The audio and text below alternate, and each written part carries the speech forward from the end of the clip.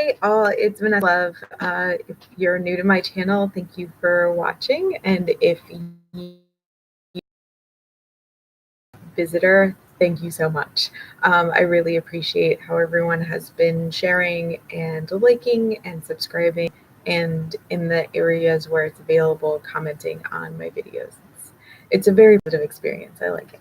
So one of the things that happens quite frequently is that we art therapists can't really talk about what art therapy is. I mean, it's an expression, obviously, but and in a therapeutic session, but it's not always easy to just be like, oh, well, we have to, make a mask and talk about it. Because, like, if we talk too much about things, then, like, people will be like, oh, I understand that. And then they'll go out and kind of mess things up. And so we're just like, well, we're educated about this. And, like, it's not just as simple as, like, oh, you learned a technique. That's cool. It's like there's a whole lot of, like, other stuff and, like, assessments that we make and all sorts of other things that, like, are in our head as we're, doing all of these things. So it's not just simple, like, oh, what art directive do I use for this? It's like, there's a lot. It's like I can't even describe it sometimes. And so I don't. Also, it's just kind of trade secrets type of things. But one of the things that I can talk about is soul collage. So this is one of the books that I have in my office. I am not a soul collage practitioner or facilitator. I just let my clients know that I use this book. We go through it kind of together, and then they usually make artwork that's related. And usually the book is just generally a guide and that I use that I use in my sessions. It's not like I don't go into like full detail of like all of the things that this program is about. I do want to say that if you are interested in art therapy, that if you are interested in adding art to your practice, that this is definitely a way to go, because anyone can sign up for this. Anyone can be trained in this. But just know that if you are not a therapist, that some of this stuff is going to bring out some very, very, very personal issues for some people. So like, just make sure that you're prepared for that as you go forward. So soul collage. I do want to say that also that Sina Frost, oops, mispronounced her name there, and I know it, it's right in front of me. She was the what is that called? Like the guest speaker, like the primary like speaker at the 4th annual Art Therapy Association conference when it was held in Sacramento. And so, she was able to influence and talk to art therapists about this. There are art therapists who definitely use this in their practice. They are very aware of it. I did go to a discussion panel at that conference and talked with them, and they were talking about how they use this in their practice. And one of the people, and this would be so difficult for me, I could never do it. She makes her own cards, but then like when her clients just don't have that many cards, because you don't usually when you start out, she goes ahead and lets them use hers, and they come up with different like interpretations than what she intended. So I don't know, like I like my artwork as mine.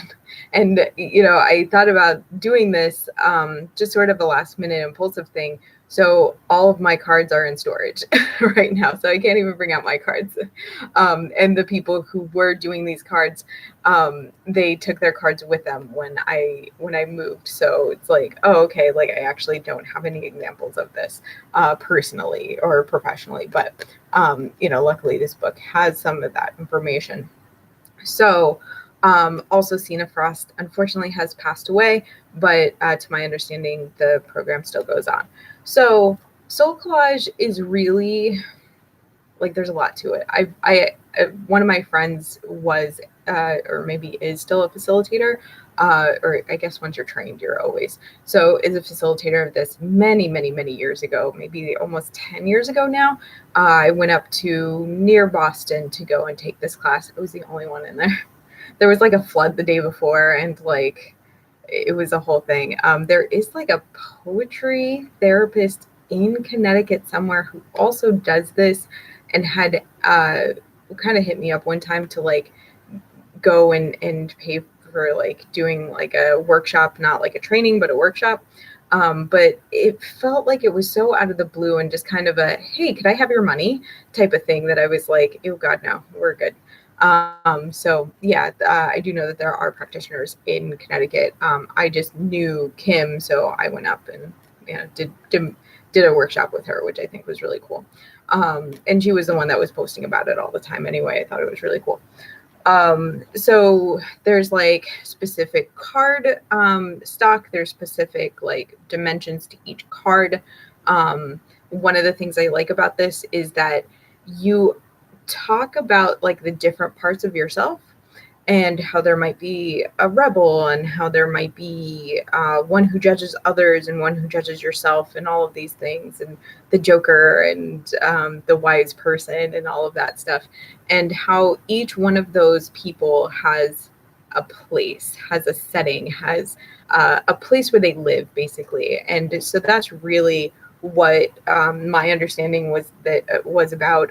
Also, there's like questions that I really enjoy about this, where like you might get a card, it might mean something specifically for you, and you can like it. There's like questions like, what is the meaning of this card for you today? What would this card say to you? What would this card say to this other part of you? What, like all sorts of different things. I really like the reflection in this.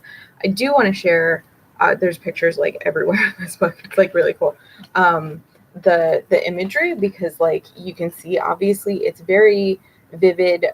It does like, it's almost like that Post Secret stuff where like it does have a weird, like it looks the same but it's different artists, and so let me get let's see. So that's one artist, that's a different artist, that's a different artist, that's a different artist. So you can see that like, it looks like there's so many different ways to like do this, and people talk about like, you don't want to know the card, but like you might want to put things on here like buttons and other little things. It's kind of like scrapbooking, but it's definitely more pointed, and not like you don't have to use your personal pictures for it. So because this is more spiritual and not necessarily for people who may be atheists, maybe not people who are like very, very like religious, they do talk about, something just fell out, sorry. They do talk about the source card, and that's like the first card that you make, and how your source card is about, what is it? Like, I think Kim called it my creator card. Let me see.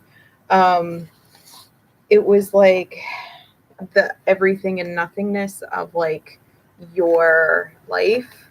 And so I know that when I had a very spiritual teacher, an art therapist teacher, professor in college, and she wanted us to make basically the equivalent of a creator card.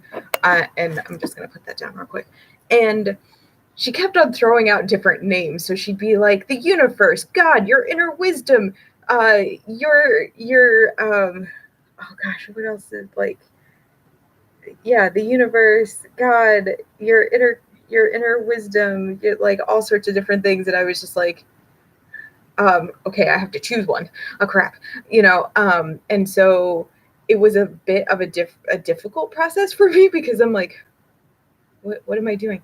But I know Kim had me up where exactly where I am, and as I said, I really enjoy it. I have chosen to use different cards that are a little bit easier for me to decorate and own and everything, because like the sacred like geometry of like the ones that she recommends are a little bit too big. Like I like a little bit smaller, so I chose a different size than what Kim had taught me. My friend Kim had taught me. So I'm really happy for that and that experience. Let's see if there's anything else I can think of. I think that yeah, like the reflective, like obviously it's a huge book. I hope if you're interested in it that you know research into it. I find it really cool, as I said. And yeah, so a personal deck of soul trending tending cards. And I think that it's also just about like your inner knowledge as well, like kind of finding spaces of yourself, and hopefully reconnecting with them. And you know, it can be very beneficial if you are an art therapist who might have this training, because you'll be able to maybe pull a card for someone, or you know they'll be able to kind of show you what they're interested in you know, like expressing or bringing into the session, and kind of like moving forward when things are a little bit stuck. So hope that was helpful for you. Yeah, I feel like I'm just kind of all over the place with this channel, so I'm gonna try and kind of figure out what I'm gonna do. I'm like, I'm going through one of those phases where I'm like, delete everything, it's fine. But I know eventually I'll come back around. So we'll see. All right. I hope that was helpful for you. Thanks again for watching, liking, sharing, and all of that good stuff. And I can't wait to talk to you soon. All right. Thanks. Bye.